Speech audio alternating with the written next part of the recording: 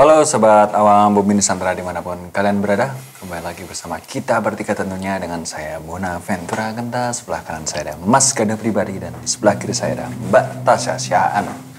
Kembali lagi ke dalam reportase. Woi, enggak. Bercanda. Kembali lagi di konten obrolan tidak santai. Tentunya dengan topik-topik yang mungkin tidak santai tapi ya pembawaannya ya sesantai mungkin lah kalau bisa lah. Capek, serius terus. Ya enggak. Lanjut.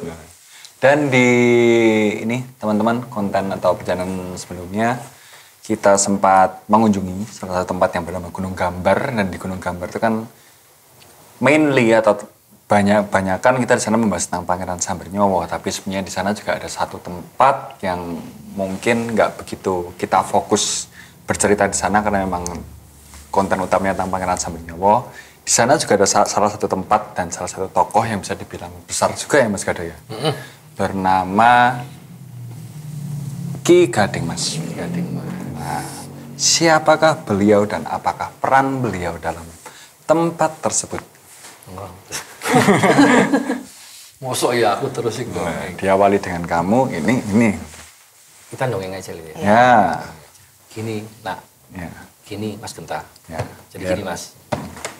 Ini ceritanya. Jadi ceritanya terkait Ki Gading Mas itu kita balik ke kisahnya dulu lah. Sebelum kenapa sih Ki Gading Mas bisa ada di Gunung Gambar. Ditulis tempat moksanya Ki Gading Mas. Jadi awalnya itu bahwa beberapa pecahan dari keluarga besar laki-laki Brawijaya V. Salah satunya itu memang ada yang tersebar di sekitaran Gunung Gambar. Dulu namanya Gunung Gempol, belum Gunung Gambar. Gunung Gambar muncul karena ada kisah Pangeran Sambernyowo yang dapat gambaran itu. Namanya Gunung Gambar. Kalau katanya di suatu zaman dikala mulai runtuhnya Majapahit, terus sempat berjalan keliling di arah Gunungan Sewu, Gunung Kidul, Wonosari lah sekarang dibilang, itu beberapa keluarganya juga menetap di situ. Jadi salah satunya adalah selir dari Brawijaya V yang bernama Roro Resmi, itu punya dua anak namanya Onggoloco sama Ki Gading Mas. Ceritanya dua anak itu laki-laki. Siapakah mereka? Mereka adalah Senopati Majapahit. Jadi jangan ditanya sakti, tidak ya. Dari awal sudah sakti ini, tapi kan uragan. Senopati untuk perang. Singkat cerita mereka singgah di hutan. Jadi sebenarnya bukan di Gunung Gambar, tapi di situ ada dari Gajah di Gunung Gambar itu ada namanya hutan Wonosandi. Dulu namanya Wonosandi. Wonosono itu hutan, sandi itu rahasia. Jadi hutan yang wingit. Memang hutannya angker karena penuh kerahasiaan gitu. Cuma sekarang namanya berubah, namanya Wonosadi. Dulu Wonosandi. Itu. Saat ingin menetap di situ, mereka mendapatkan gangguan dari penunggu atau punden hutan Wonosandi itu, yaitu berupa sosok macan putih yang bernama Ki Gading Melati. Ini Ki Gading Melati. Apakah itu macan putih yang sama dengan Brawijaya? Belum tahu ini. Intinya itu penunggu situ. Apakah itu dulu sengaja ditaruh sana? Nggak tahu. Tapi sementara penunggunya adalah Ki Gading Melati, sosok macan putih. Akhirnya Ki Onggoloco, Gading Mas berantem. Menang. Cuma ada proses perjanjian. Ki Gading Melati minta, "Mbok ya jangan aku diusir, kan aku udah di sini duluan." Ya wis, kamu boleh di sini, tinggallah di mata air terbesar di tengah hutan sambil untuk menjaga hutan dan mata air. Perjanjiannya dilarang mengganggu penduduk sekitar selama penduduk tidak mengganggu hutan. Tujuannya untuk melindungi hutan. Makanya sampai sekarang hutan situ itu terjaga, sangat-sangat terjaga, termasuk sumber airnya. Oke, singkat cerita di situ akhirnya buka perkampungan dan Ki Gading Mas dan Ki Onggoloco buka padepokan untuk orang olah batin, olah kanuragan di lembah tengah hutan, namanya lembah Kenoman, Kapokanoman Kenuman lah, Kenuman di tengah lembah itu. Akhirnya banyak muridnya berganti zaman juga kan, ada dari udah ganti Majapahit, udah Demak udah mulai runtuh dari Pajang, jadi ada murid mereka yang jadi prajurit Pajang segala macam. Sampai sekarang ini sebetulnya turun muridnya itu sering masih mengadakan perkumpulan di Lembah Kenuman itu tiap beberapa waktu. Ya. Ada kalau nggak salah itu ada acara kayak alat musik menggunakan bambu itu, alat tiup, alat puku, terus ditutup acara Kembul Bujono makan bareng-bareng di Lembah Kenuman itu. Sampai sekarang tradisi itu masih terjaga. Setelah berjalannya waktu, mereka kan makin tua, senior makin tua kan zaman udah berubah. Ya. Akhirnya mereka memutuskan untuk, wis lah kita udah cukup nih. Sudah akhirnya Ki Anggolojo bertapa di Lembah Kenuman. Ki Gading Mas ngalah, aku mau bertapa ke Gunung Gempol aja. Bertapa di situ, dia wejang muridnya, tiap sehari sekali datang bawa makanan. Setelah beberapa waktu minta udah 3 hari sekali aja, tambah 7 hari, 40 hari, terus minta 1 tahun sekali. Lama-lama pas balik lagi sudah nggak ada. Makanya titik itu dianggap titik moksanya Ki Gading Mas. Dan sampai sekarang masih ada acara yang tempat di sampingnya itu kan acara nyadran setahun sekali. Itu acara apa? Seolah-olah Napak Tilas setahun sekali lagi ngasih makanan ke Ki Anggolojo itu. Tapi setelah itu dimakan bareng-bareng. Seolah seperti itu. Itulah cerita terkait Ki Gading Mas. Oh, Ki Anggolojo, Ki Gading Mas. Sorry kepleset. Ki Gading Mas. Di Gunung Gambar. Kenapa ada titik itu dipercaya menjadi titik moksa Ki Gading Mas. Silakan bertanya. Waktu dan tempat saya persilakan. Wih, ini pertanyaanku ya, Mas. Sebelum nanti lebih. Bosnya sekali Tasya dulu. Oh ya wis, Tasya dulu. Set dulu. Tasya dulu. Ladies first, oke. Aku tuh penasaran dia itu sebenarnya bukan siapa dia, anak siapa ya, maksudnya dia tuh apa gitu. Maksudnya dia bisa sebijak itu, sesakti itu. Terus dia punya murid banyak sampai akhirnya dia memutuskan moksa. Sebenarnya tujuan dia itu apa? Jadi gini, kalau bicara kisah Ki Gading Mas, kita fokus Ki Gading Mas saja ya. Dia basicnya dulu kan Senopati Majapahit, orang sakti. Kita bicara sakti, kita ranahnya saktinya Kanuragan ya. Kanuragan Kawijaya lah. Jago berantem, tahan bacok, punya ilmu hadas gitulah. Kayak mungkin angin segala macam itu udah biasa, itu ranahnya Kanuragan. Makanya dia akhirnya buka padepokan nih, muridnya banyak. Tapi kan usianya makin tua, orang makin tua, dia itu pingin, ya sudahlah, kita kan sudah sakti nih, Kanuragan apa? Aku pingin jalanin spiritual. Nah, itu udah prosesnya, udah pas tua itu jalan spiritual. Bagi dia yang tahan bacok, bisa bela diri, udah ditinggal, lama-lama ditinggal. Dia ngejar spiritual itu urusan batin aja loh Tasya. Jadi kata-kata sakti pun dia sebetulnya udah gak mengenal.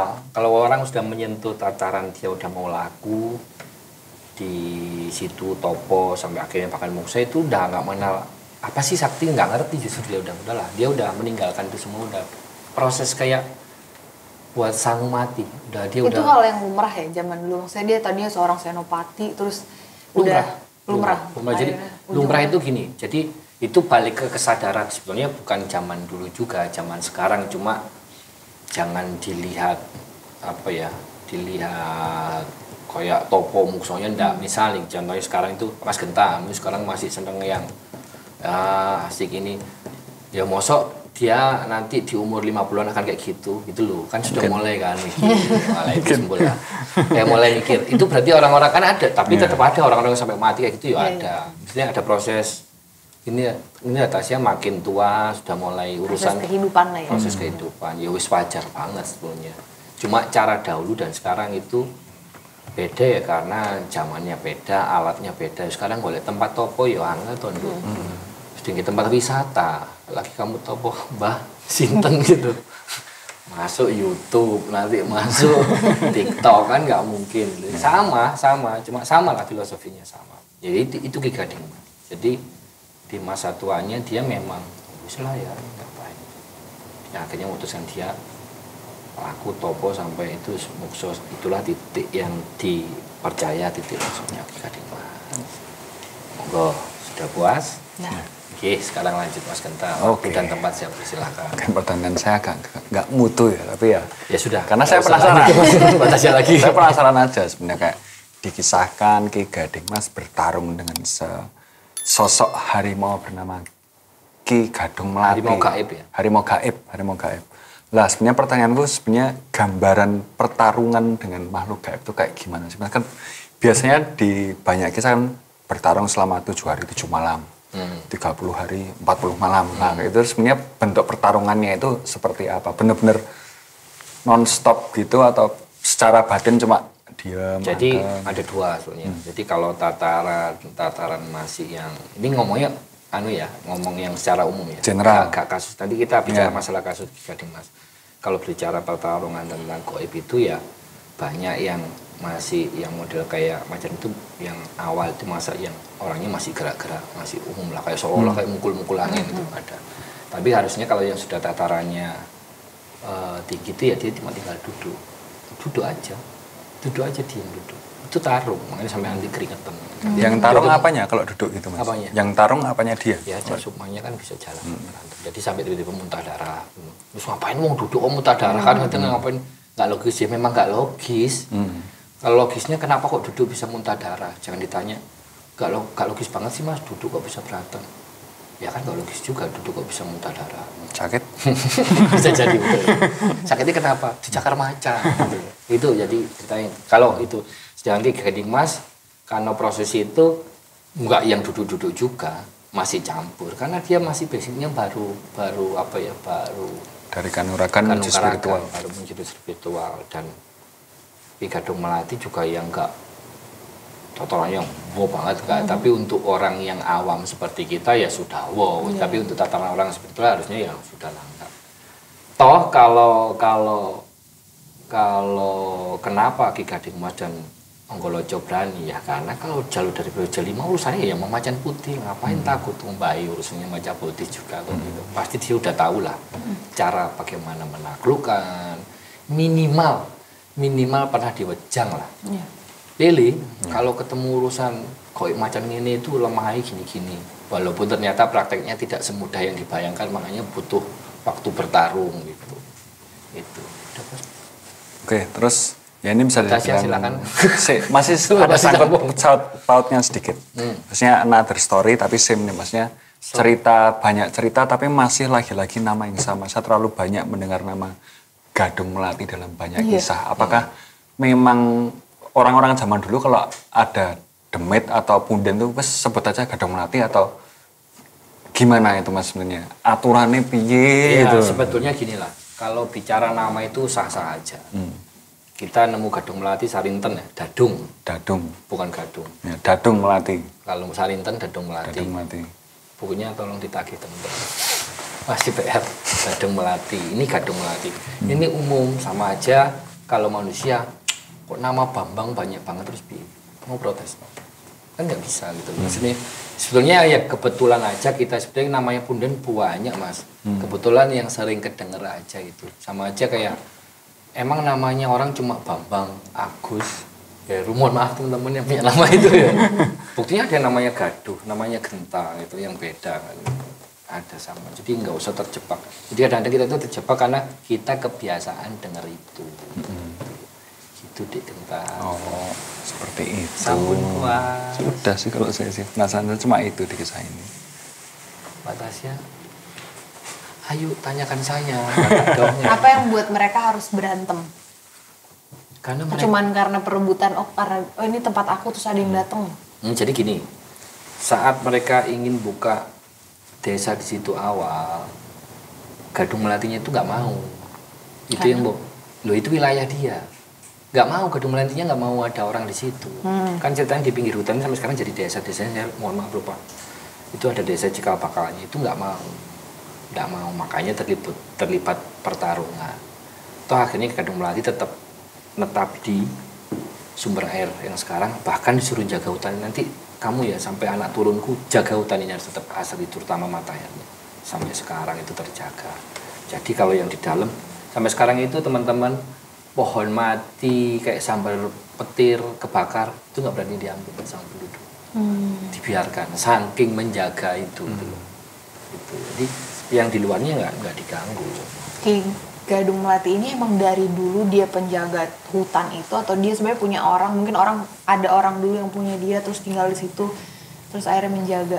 Kalau saya bicaranya itu sebenarnya bukan nggak tahu ya, semoga saya salah, bukan yang dari dulu di sana, jadi masih nggak jauh-jauh sama inilah, minimal hubungannya sama Brawijaya 5 dan minimal hubungannya sama gurunya Brawijaya 5 yang urusannya sama Macan Putih yang mau ditulis sama Mas Genta. Kita tagih Siapa teman-teman? Pura-pura lupa. tulisannya itu. Jadi nggak jauh, pokoknya yang sosok Macan Putih itu nggak jauh. Macan Putih Siliwangi itu semuanya nggak jauh-jauh berkutat dengan sosok itu. Bahkan mungkin itu pecahannya. Ya, jadi intinya itulah teman-teman, bahwasanya di Gunung Gambar selain ada tokoh Pangeran Sambernyawa, bahwasanya di kisah sebuah masa sebelumnya pernah ada juga tokoh yang bernama Ki Gading Mas yang pernah singgah ke tempat itu, punya kisah heroik tersendiri ya. Umumnya kalau teman-teman mau mencoba ziarah ke sana, laku sana juga alangkah baiknya ke tempat Ki Gading Mas dulu baru ke atas lagi. Gitu, bukan gitu Mas? Bentar, jangan tutup. Oh ya. Mbak Tasya kan kemarin ke sana, sampai tanya, Mas ini bener tempat ini sih yang dirasain kemarin di sana. Oh ya. Kan nggak fair dong. Oh, dia ngerasain ya, dia duduk di sana. Bahkan yang soalnya. timbul pertanyaan Lupa, dulu dari Mbak Tasya kemarin. Tempat mana? Atas. Mas, ayo cerita. Atas sama Ki Gading Mas beda. Ki Gading Mas Ki aja. Gading Mas. Awalnya Gading Mas kan pertanyaannya kita ada tanya, Ya. Mas emang bener di tempat gitu kan kamu tanya. Ayo monggo cerita. Karena waktu nyampe aku ngerasa ada yang duduk di situ. Di batunya. Di batu itu, tapi udah kakek-kakek gitulah pokoknya. Tapi pakai putih-putih, beda sama yang batu di atas ya. Ini dia duduk di batu itu, makanya aku tanya. Oh, terus pas kita lagi ngobrol di belakang Mas Gaduh tuh kan ada celah dikit. Aku ngeliat mata macan hitam, makanya aku tanya bener, ini emang bener tempat moksanya dia di sini gitu. Karena kok ada dua sosok ini yang mirip dengan cerita itu gitu. Dan waktu aku duduk situ aku tenang banget, kayak ngerasa kayaknya iya deh gitu. Kayaknya ada aku main tenang banget tuh. Oh itu. Iya rasanya. Pakai baju putih. Tapi udah kelihatan Udah tua banget. Rambutnya banget. putih ya? Iya. Tapi rambutnya diikat apa diurai? Enggak diurai. Diurai panjang. Panjang.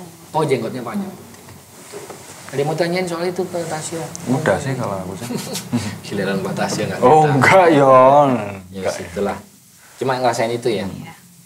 Harusnya enak duduk situ malam, rasanya mungkin beda. Kan tenang tuh awalnya. Entah Iya, kalau nggak tahu sih kalau malam. Oh, sebelahnya masalahnya serem itu. Oh iya, wis, pohon besar ambil. ya. Dan sempat ada yang sedikit insiden juga kalau nggak salah di Oh tempat iya, tersebut. ada itu juga. Lupa. Kemarin siapa yang main? Mbak Lulu. Oh iya, sama ada sobat awam di situ juga yang kita teman duduk, nanti bisa tonton lah di sana videonya. Ceritanya apa nanti? Videonya di HP saya. Jadi saya bagikan. Ada kok di GoPro saya juga ada. Ada. Ya wis, itu aja. Ya wes, tak mikir closing lagi. Ya intinya gitulah teman-teman, maksudnya tempat moksa Ki Gading Mas itu ya bisa dipercaya dan boleh kalian yakini bahwasanya itulah tempat yang baik juga. Salah satu tempat baik dari keseluruhan Gunung Gambar ya tadi seperti saya sempat katakan ya alangkah baiknya kalau kalian memang laku atau menjalani sebuah ziarah ke sana nggak ada salahnya kalian mengunjungi yang lebih pertama dulu di sana yaitu adalah Ki Gading Mas. Dan setelahnya bebas kalian mau ngapain, mau menikmati pemandangan boleh, mau mencoba apa tempat ini cocoknya buat apa? Enggak, bercanda kita. Enggak. Para layang sendiri juga boleh. Para layang oke sih harusnya. Ya, oke, tapi kalau ada alatnya. Ya, intinya gitulah teman-teman ya. Terima kasih sudah menyaksikan episode Bumi Nusantara yang spesial Gunung Gambar kemarin dan sad story-nya tentang Ki Gading Mas juga sudah kita sedikit ceritakan. Ya begitulah ceritanya, begitulah heroiknya beliau.